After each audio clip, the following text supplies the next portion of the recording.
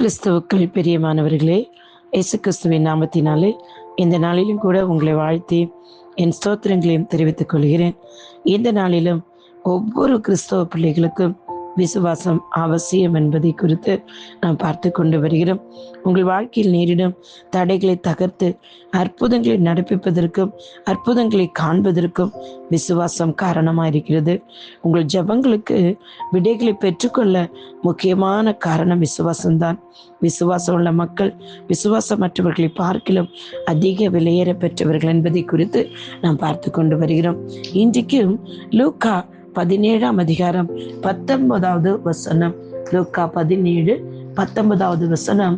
குஷ்டரோகியை பார்த்து இயேசு கிறிஸ்து சொல்லுகிறார், நீ எழுந்து போ, உன்னோட விசுவாசம் உன்னை ரட்சித்தது என்று சொல்லி அவர் சொல்லுகிறார். எனக்கு அருமையானவர்களே, 10 குஷ்டரோகிகள் சுத்தமடைந்தார்கள். ஆனால் சுத்தமானவர் பின்பு ஒருவன் மட்டும் இயேசுவினத்திற்கு வந்து நன்றி சொன்னான். எனக்கு அருமையானவர்களே, அவன் நன்றி சொன்ன பொழுது அவன் பூரண சுகமடைந்தான் என்று சொல்லிதான் நன்றி சொன்னான்.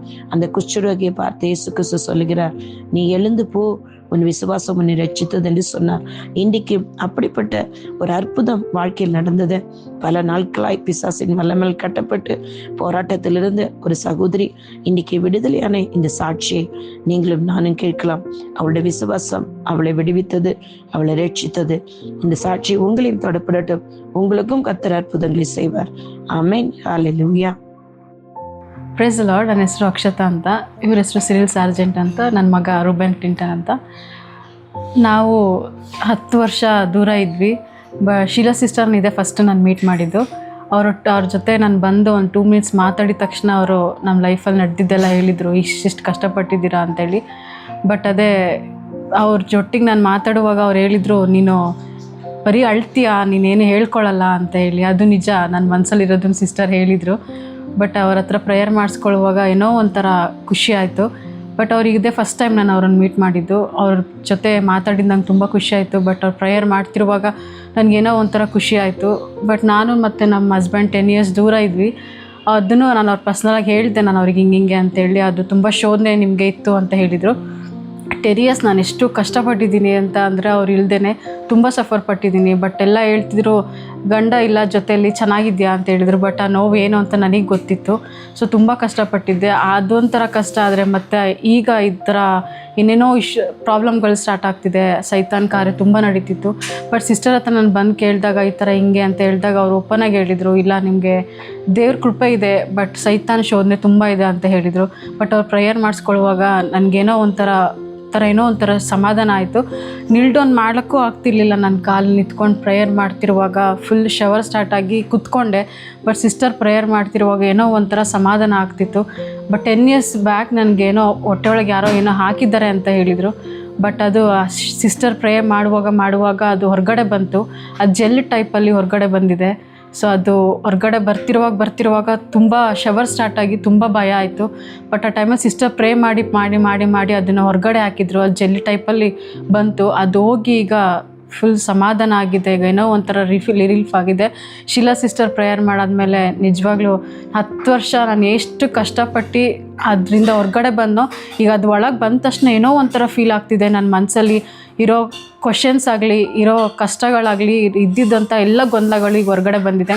ಶೀಲಾ ಸಿಸ್ಟರ್ ನನಗೆ ಇವತ್ತು ಪ್ರೇಯರ್ ಮಾಡಿ ನಿಜ ಆ 10 ವರ್ಷ ನಾವು ದೂರ ಇದ್ದಾಗ ಕೋರ್ಟಲ್ಲಿ ಕೇಸ್ ನಡೆದು ಅದು ಬಿಡುಗಡೆ ಆದಾಗ ಎಷ್ಟು ಖುಷಿ ಆಯಿತು. ಅದೊಂಥರ ಮಿರಾಕಲ್ ಆಯಿತು. ಬಟ್ ಇವತ್ತು ಸಿಸ್ಟರ್ ನನಗೆ ಪ್ರೇಯರ್ ಮಾಡಿ ಅದು ಒಳಗಡೆ ಇದ್ದಿದ್ದನ್ನು ರಿಮೂವ್ ಮಾಡಿದಾಗ ಆಗಿದ್ದು ಇವತ್ತೊಂಥರ ಮಿರಾಕಲ್ ಆದಂಗೆ ಆಗಿದೆ. ನಿಜವಾಗ್ಲೂ ತುಂಬ ಖುಷಿ ಆಯಿತು. ಪ್ರೈಸ್ ದ ಲಾರ್ಡ್ ಸಿಸ್ಟರ್, ತುಂಬ ಥ್ಯಾಂಕ್ ಯು ಸೋ ಮಚ್. ನಾನು ಪ್ರೇಯರ್ ಮಾಡಿ ನಾನು ಒಳಗಡೆ ಇದ್ದಿದ್ದಂಥ ಎಲ್ಲ ಅಂತರಾತ್ಮ ಸೈತಾನಿನ ಕಾರ್ಯಗಳು ಹೊರಗಡೆ ಬಂತು. ಸೊ ಅದಕ್ಕೋಸ್ಕರ ನಿಜವಾಗ್ಲೂ ತುಂಬ ಥ್ಯಾಂಕ್ಸ್ ಹೇಳ್ತೀನಿ ಶೀಲಾ ಸಿಸ್ಟರ್.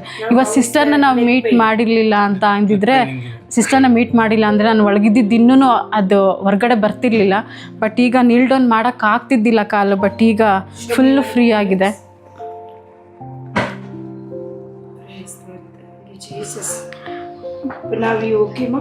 ಓಕೆ ಸಿಸ್ಟರ್, ನಾವು ಫೀಲಿಂಗ್ ಫ್ರೀ. ಫುಲ್ಲು ಮೈಯೆಲ್ಲ ಒಂಥರ ಫ್ರೀ ಆಗ್ತಿದೆ.